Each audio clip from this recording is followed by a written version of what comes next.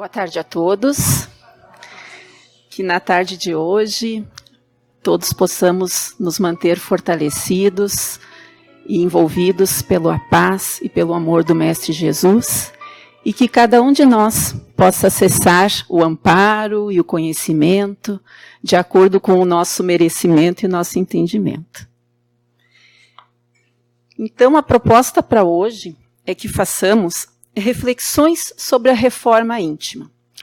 Reforma íntima, para quem já frequenta há mais tempo a doutrina, é um termo que se ouve muito, né? Que nós dissemos que a doutrina espírita é um convite para a reforma íntima.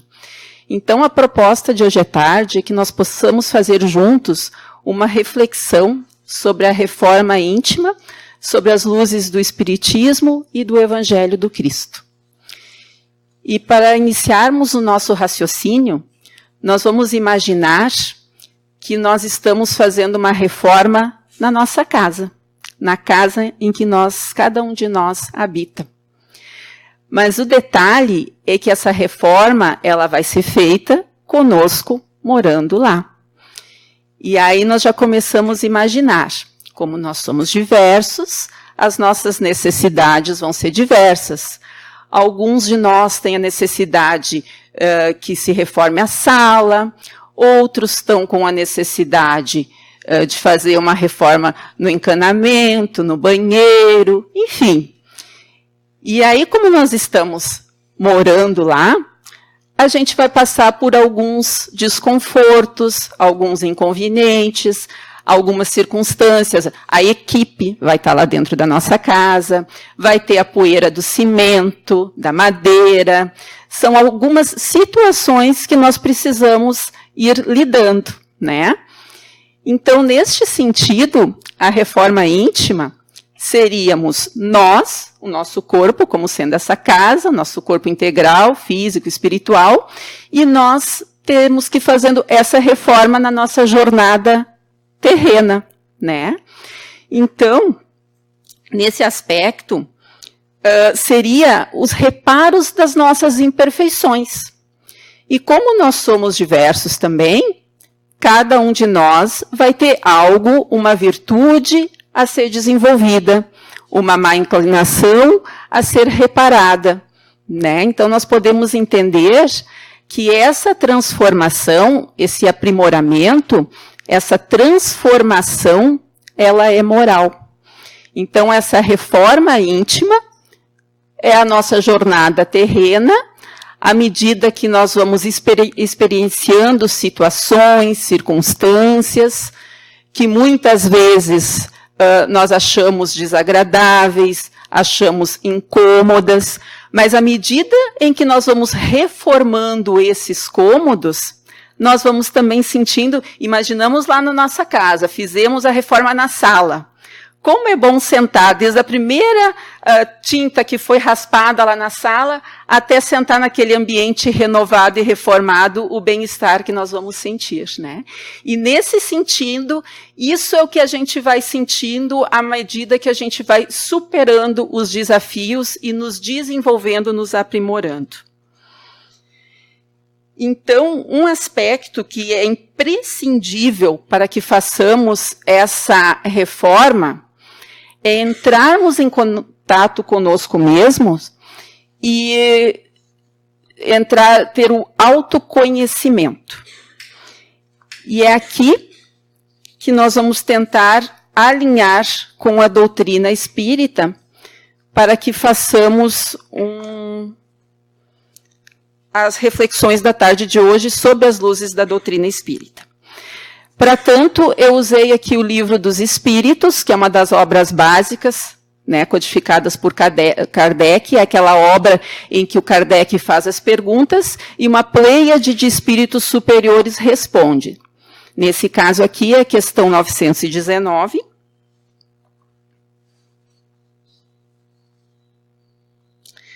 Onde ele pergunta: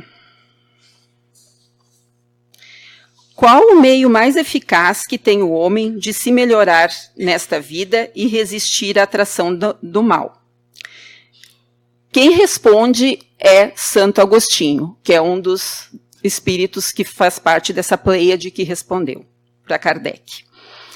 Um sábio da antiguidade vô-lo disse: conhece a ti mesmo. Kardec, como era um pesquisador, um homem de um raciocínio muito apurado, fez um questionamento que muitos de nós devem estar fazendo neste momento, no item A. Conhecemos toda a sabedoria desta máxima, porém, a dificuldade está precisamente em cada um conhecer-se a si mesmo. Qual o meio de consegui-lo? Eu trouxe alguns recortes, porque a resposta é longa, mas Santo Agostinho respondeu: fazei o que eu fazia quando vivi na terra. Ao fim do dia, interrogava minha consciência, passava revista ao que fizera e perguntava a mim mesmo, se não faltar algum dever, se ninguém tivera motivo para de mim se queixar. E aí, mais para o final, foi assim que cheguei a me reconhecer e ver o que em mim precisava de reforma. Então, aqui já começa um item para a nossa reflexão da tarde de hoje. Sabemos, conhece-te a ti mesmo, mas por que sabendo disso é tão difícil? Então, o que eu pensei em trazer, para nós pensarmos, ali ele traz que ao final do dia, ele se recolhia e pensava se ele tinha ofendido alguém, se alguém tinha ofendido a ele, se ele podia ter agido de uma forma diferente. Ele ainda vai mais longe questionando: se hoje fosse o meu dia de voltar para a pátria espiritual, o que eu levaria na minha mala quando eu estivesse diante de Deus? São perguntas, reflexões que nós podemos fazer para entrar em contato. Só que mesmo sabendo, e mesmo a gente se propondo a fazer esse exercício, ele é tão difícil. Aí eu pensei que nós temos hoje muitos estímulos no nosso dia a dia, muitas informações, e uma situação que é muito recorrente hoje, de uma ferramenta que todos nós acessamos, é a internet e o telefone, né? Nós podemos já estar lá dispostos a fazer esse exercício, já estamos no nosso quarto, já fizemos tudo, já estamos deitados. Aí eu pensei, não, vou olhar a previsão do tempo antes de dormir. Essa previsão do tempo pode virar 45 minutos, eu rolando diversas situações que, em vez de me acalmarem, vão me agitando mais. E, de acordo com o que eu acesso, eu posso até gerar um sentimento de frustração muito grande e chegando até a estados emocionais ainda mais, que vão nos impactar mais. Já existem estudos comprovados que 14 minutos de acesso numa rede social já pode começar a nos dar sintomas de tristeza. Por quê? Porque nós acessamos aquele conteúdo que as projeções ilusórias que as pessoas colocam, que não são a realidade. Nós acessamos aquele conteúdo, nós olhamos, tomamos por verdade e nos frustramos. Então, uma coisa que nos dificulta esse autoencontro é que nós façamos o silêncio mental. Eu dei o exemplo aqui do celular, mas pode ser a TV. E digamos que não tenha nada. Como nós não temos o hábito de fazer esse exercício, esse autoencontro, esse silêncio mental, nós nos propomos a fazer esse exercício. Propomos a fazer, digamos, vamos começar com o Pai Nosso. Quando vemos a gente começa, Pai Nosso que estás no céu, daqui a pouco a nossa mente já se atravessa a outra coisa e já vai dificultando de que façamos esse autoencontro. Então, já vem aí uma dificuldade que nós temos que ser mais fortes para estabelecer esse hábito, né? E aí, ainda tentando alinhar com o autoencontro, ainda no Livro dos Espíritos, para que nós façamos esse exercício, nós vamos acessar um local que é onde estão as leis divinas, que é, ainda no Livro dos Espíritos, Kardec pergunta: onde está escrita a lei de Deus? Que os espíritos respondem: na consciência. né? Então, no que nós nos propomos a fazer a esse exercício de autoencontro, nós vamos estar acessando a nossa consciência e estabelecendo uma relação com Deus, porque se as leis divinas estão ali, ali também é o caminho para que nós possamos estabelecer essa relação com Deus, com Jesus, com os benfeitores, porque no que nós começamos a ter esse diálogo mental, nos propomos a fazer uma prece, nos propomos a fazer uma reflexão, Deus vai nos dar as respostas. Vai ser através de uma ideia, de um sentimento, mas para isso nós temos que estar com a vontade e com o propósito para seguir neste caminho, né? E ainda no Livro dos Espíritos, questão 913. Digamos que nós conseguimos já, estamos com a vontade, estamos conseguindo fazer esse autoconhecimento, estamos conseguindo tirar esse tempinho para entrar em contato conosco, e aí nós temos que perceber o que nós temos que aprimorar. E aí no Livro dos Espíritos, a questão 913. Dentre os vícios, qual o que se pode considerar radical? Kardec pergunta, também é um recortezinho. Temo-lo ditos muitas vezes, o egoísmo. Daí deriva todo o mal. Estudai todos os vícios e vereis que no fundo de todos há egoísmo. Por mais que lhes deis combate, não chegareis a extirpá-los enquanto não atacardes o mal pela raiz, enquanto não lhe houveres destruído a causa. Então, neste aspecto, o combate ao nosso ego, ao nosso eu, é inerente ao ser humano, né? E para facilitar esse processo, nós podemos fazer alguns questionamentos para nós. Por exemplo, que nós perguntamos para nós mesmos, como é o nosso temperamento? Eu consigo reconhecer se eu sou uma pessoa mais reativa, se eu sou uma pessoa mais dócil? Quais são as minhas aspirações? Eu sei onde é que está o meu desejo, os meus objetivos, o que eu almejo?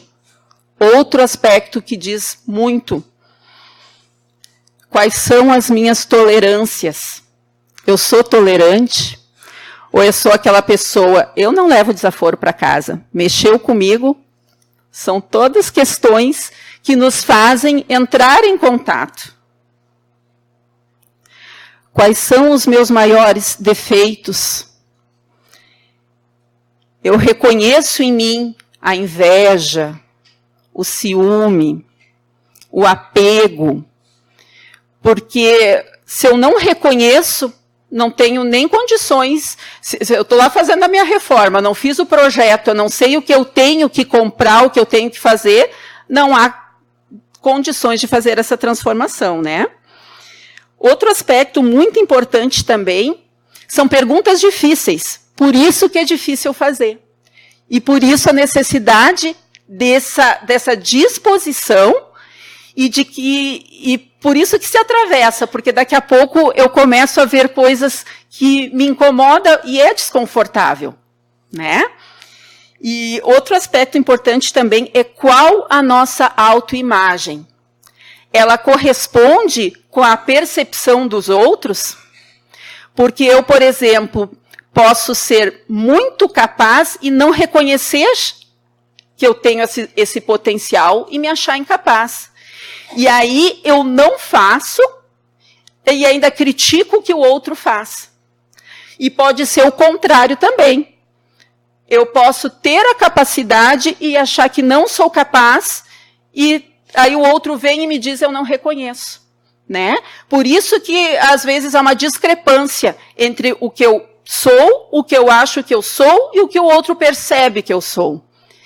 E isso é uma coisa que demanda tempo para se fazer isso. Tempo e disposição e coragem e vontade.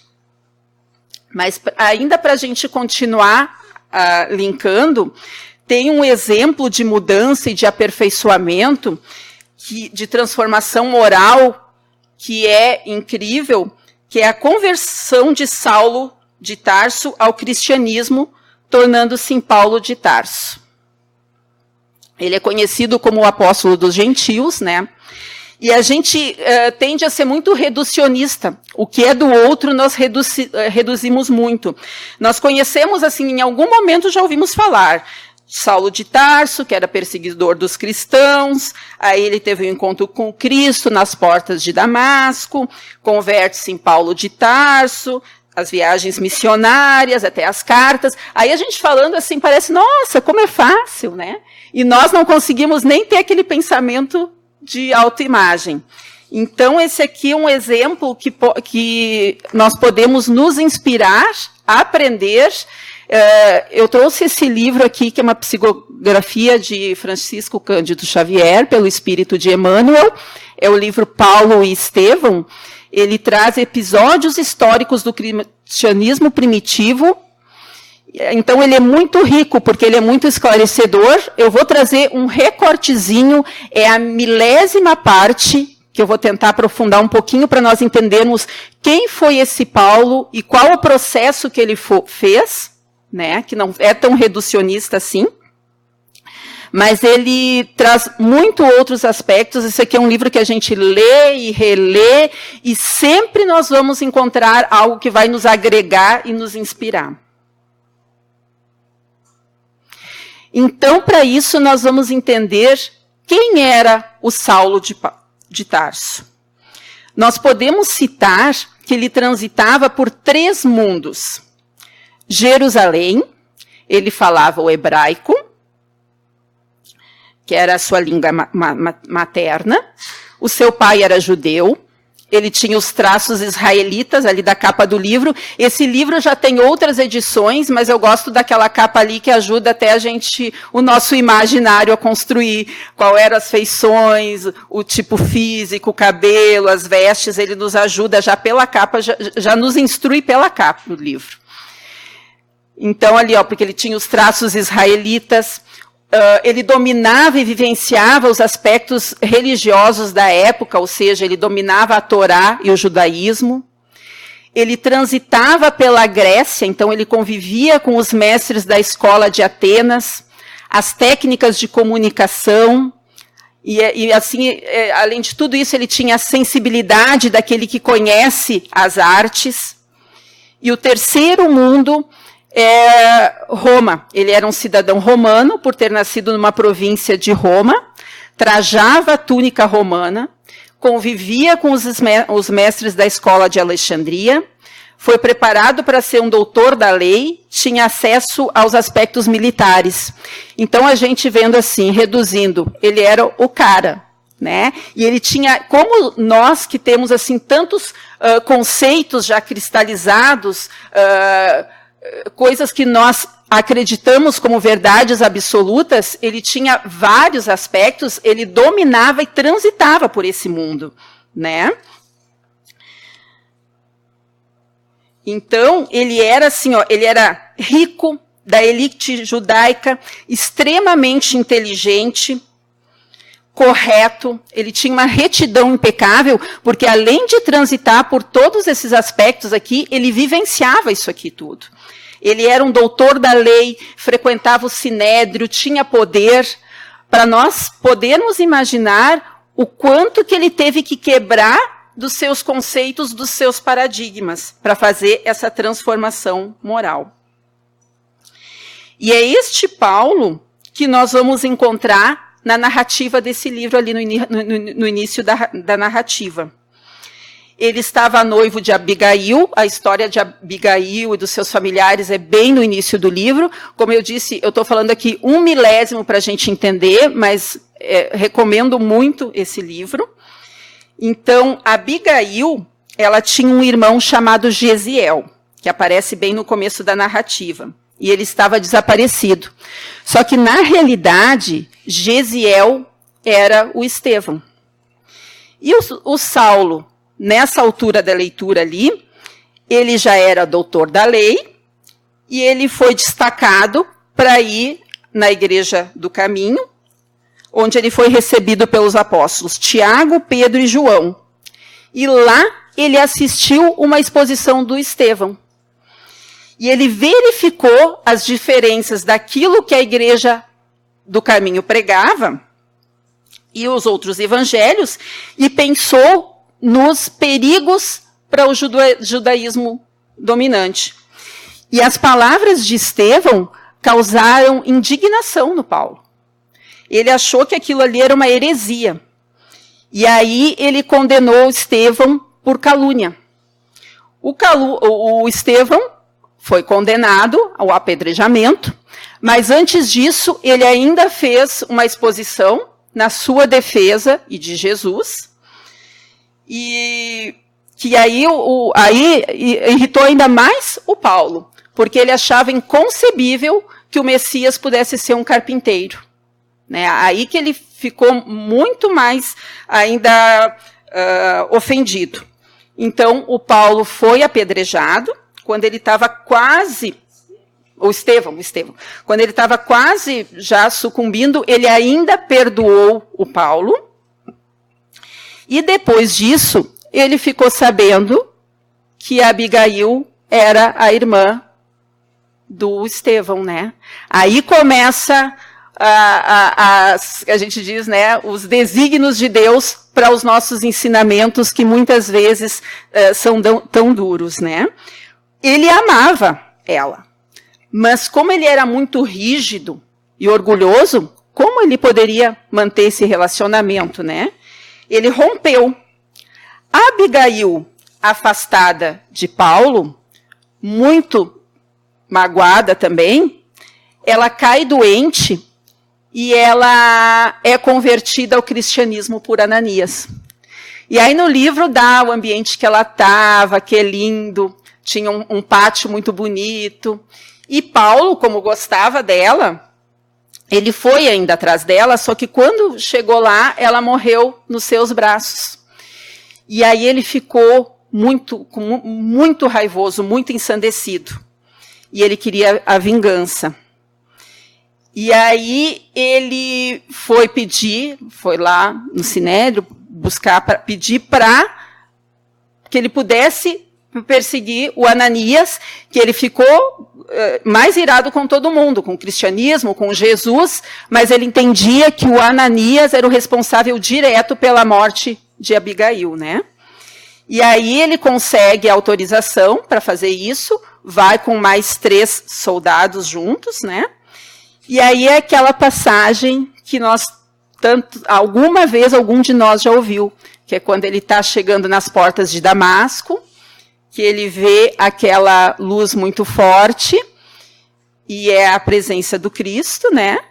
E aquela voz que diz, Saulo, Saulo, por que me persegues? Né? E era o Cristo que naquele momento estava tocando Paulo com o seu magnetismo. Né? E claro, ele era um missionário. Aí tem detalhes, como eu disse, mesmo eu aprofundando, nós podemos ver o quanto de detalhes e para nós termos uma ideia de o quanto que ele teve que romper, e mesmo assim podemos aprofundar mais. Mas aí, aquela passagem que a gente sabe que ele ficou 3 dias cegos, mas na hora ele já se mobilizou, porque ele já disse, Senhor, o que quer que eu faça? Aí já podemos alinhar conosco, né? Tantas vezes que o Senhor nos acessa e nós não perguntamos o que quer que faça, nós justificamos. Mas eu fiz isso por isso. O Paulo não justificou. Ele já saiu, mas claro que ele é um missionário. Ele é um exemplo de transformação, mas é para inspiração, né? E aí ele já começou, porque daí todos na volta dele pensaram, enlouqueceu, né? Porque ele foi lá para matar e daqui a pouco saiu como um perseguidor dos cristãos e se transformou num protetor, né? E aí quem veio salvá-lo, quem veio tirá-lo da cegueira, ele procura o pai, os soldados pensam que ele enlouqueceu. Quem vem para direcioná-lo é o próprio Ananias. Aquele que ele ia perseguir é o que tirou a cegueira dele.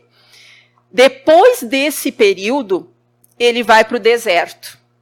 E é tanto o deserto físico, porque ele vai para o deserto de Dan, né, quanto o deserto interno, se restabelecendo, se estruturando. Claro que ele tinha assim, uma maturidade psicológica muito grande, porque nós, quando acessamos os desertos aqui, a gente, na maioria das vezes, sucumbe, né? E neste deserto, mais um pouquinho da pedagogia do mestre, porque lá ele encontrou um casal. Ele passou 3 anos nesse deserto. E esse casal era um exemplo de amorosidade, de respeito, de acolhimento. Ali naqueles 3 mundos do Paulo, um aspecto é que, mesmo sendo rico, eles tinham que desenvolver um ofício. E o ofício que o Paulo tinha aprendido era ser tecelão. Então, lá no deserto, ele desenvolveu essa habilidade e de convivência com esse casal. Só que o detalhe é que esse casal estava refugiado no deserto, fugindo do Paulo, do perseguidor.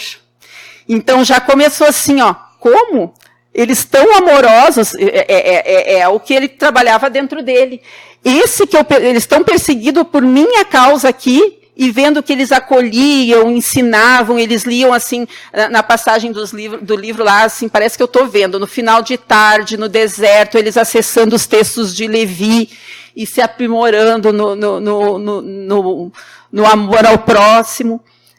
E aí chegou um ponto que ele disse, não, eu vou ter que dizer, ele foi se trabalhando, ele já era um novo homem, fazendo esse processo, esse interno, quebrando seus paradigmas, vendo o que fazia com o que ele tinha, porque todo esse conhecimento que ele tinha foi depois muito válido para todo o processo que ele fez de disseminação do cristianismo, né? Porque ele tinha a técnica de oratória, tudo isso foi bom, mas ele teve que ver o que ele fazia, como ele ia redimensionar esses ensinamentos nesse novo homem agora. E aí chegou um dia que ele falou, eles vou ter que contar. E ele disse, eu sou aquele que perseguia, por isso que vocês estão aqui. E aí é um momento muito lindo, que é assim, ó, a vítima e o algoz, né? A vítima perdoando o seu algoz, porque depois esse casal vai ajudá-lo também na disseminação do cristianismo. Então, ali a gente vê essa passagem no deserto do autoconhecimento do Paulo, né? Para nós, já está de bom tamanho a gente ver o Paulo até aqui. Porque se nós fôssemos ainda nas viagens do Paulo, nós podemos pegar um versículo lá das cartas deles e fazer um seminário para ter ideia da grandiosidade que ele foi. Mas eu achei importante trazer para que nós possamos entender o que essa transformação requer? A quebra dos nossos paradigmas, a redimensão daquilo que nós acreditamos, né? Tem situações que nós temos como verdades absolutas e não é assim. Às vezes nós temos só que sairmos da nossa cegueira. E para isso nós temos que fazer esse autoencontro, né?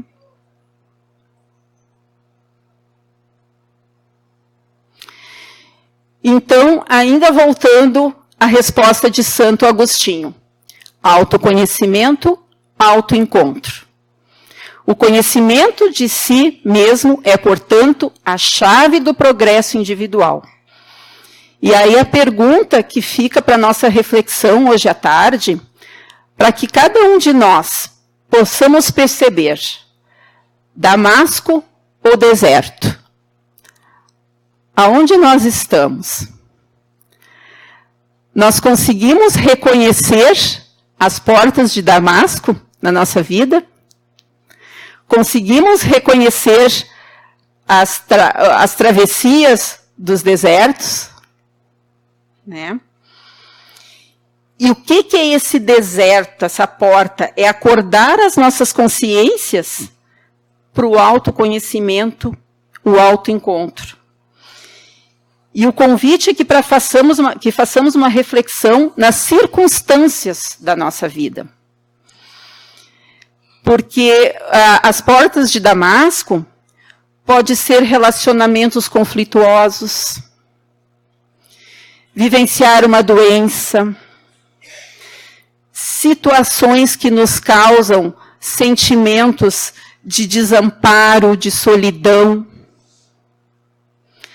Aquela situação recorrente, passo pela porta do deserto, encontro com o Cristo, reclamo, me sinto culpado, passo pelo deserto, aí vou para o deserto, faço a travessia, tenho alguns momentos de encontro comigo e com o outro, mas aí eu não aprendo direito a lição e repete a situação. Isso é o autoencontro. É doloroso, mas é necessário. Né? Então, a reforma íntima é a viagem de encontro conosco e com o Cristo que habita dentro de nós. Porque há uma diferença entre sentir-se abandonado e estar abandonado. Nós podemos ter essa sensação através das circunstâncias ou daquilo que estamos passando. Estou abandonado, estou só. Só que é um sentimento. No que nós atravessamos esse deserto e encontramos essa divindade dentro de nós, nós temos a certeza de que nunca estamos sós. E aí que está a beleza desse encontro. E aí que nós vamos nos fortalecendo. E aí que nós vamos conseguindo fazer essa meditação, vamos nos transformando, vamos nos aprimorando. E para isso nós temos que reconhecer as oportunidades e nos reconhecer, né? Por isso que é tão difícil, porque nós temos que identificar as nossas resistências, aonde que eu resisto, aonde que eu teimo, né? A vida me diz que é de um jeito, mas não, eu repito. As nossas justificativas. Às vezes nós até reconhecemos, mas justificamos, argumentamos. Nós ainda não dissemos, Senhor, o que quer que eu faça. Nós argumentamos, por que eu, Senhor? Por que comigo? Por que eu estou tão só? Né? As nossas fragilidades. Esse é muito difícil, né? Me reconhecer invejosa, me reconhecer ciumenta, me reconhecer apegada, né? Então, esses são aspectos que nós temos que ter coragem e vontade para fazer. Esse caminho, ele é aí que a gente diz, é a reforma sobre as luzes do Evangelho, né, e as luzes da doutrina espírita. Então, neste sentido, uma pergunta já está, já podemos dizer que está respondida. Se estamos aqui, alguma consciência nós temos, né? Se num sábado de tarde a gente está dentro de uma casa espírita, nós estamos buscando esse autoencontro, né? Não é só notícia ruim. Mas aí o que eu estou fazendo com isso? Eu estou aproveitando, eu consigo, enquanto eu estou aqui, eu consigo estabelecer essa conexão, porque essa conexão ela é diária, e ela é várias vezes ao dia, e ela é vivenciada, né? O negócio é ter esse princípio, é reconhecer. Porque eu não posso mudar aquilo que eu não reconheço. Se eu não me reconheço que eu tenho essa fragilidade, eu não vou ir atrás. Né? Então, a transformação moral, que tanto por isso que é difícil, por isso que fala autoconhecimento, autoencontro, mas passa batido. Eu sei, mas não consigo. Porque ela requer a gente reconhecer o que não está bem para transformar no bom, no bem. Né? E aí, no que eu estava construindo isso aqui, tem uma mensagem do Chico, que ela é bem conhecida, mas eu penso que ela contempla todos esses aspectos desde o não reconhecimento, as justificativas, e ele nos direciona. Se nós pegarmos linha por linha dela, nós vamos poder ver vários aspectos, tanto da transformação moral, quanto do roteiro que nós temos que fazer. Ela é bem conhecida, normalmente nós nos prendemos mais ao finalzinho dela, mas já que viemos aqui, já que estamos aqui, se eu fui meia confusa, o Chico vai ser mais certeiro. Então, que possamos, cada um de nós, refletir palavra por palavra e vermos aonde que ela nos toca. Porque é aí que nós queremos estabelecer a relação com a espiritualidade, com o nosso benfeitor, com Deus, com Jesus, e nós ficamos esperando aquilo desenhado, aquilo concreto, a voz no nosso ouvido, e não é. Pode que daqui nós chegamos de um jeito e vamos sair com uma outra disposição, é Deus falando conosco. Pode que a gente chegou e só um sentimento diferente, é Deus falando. Pode que não aconteceu nada aqui, mas eu vou chegar lá em casa e alguém vai me dizer alguma coisa que eu vou conseguir linkar. Porque a espiritualidade, Deus, Jesus, eles nos falam de uma forma muito sutil. Mas para isso nós temos que estar predispostos e assim também refinados a estabelecer essa conexão. Mas então vamos lá. Nasceste no lar que precisavas. Vestiste o corpo físico que merecias. Moras onde melhor Deus te proporcionou, de acordo com o teu adiantamento. Possuis os recursos financeiros coerentes com as tuas necessidades. Nem mais, nem menos. Mas o justo para as tuas lutas terrenas.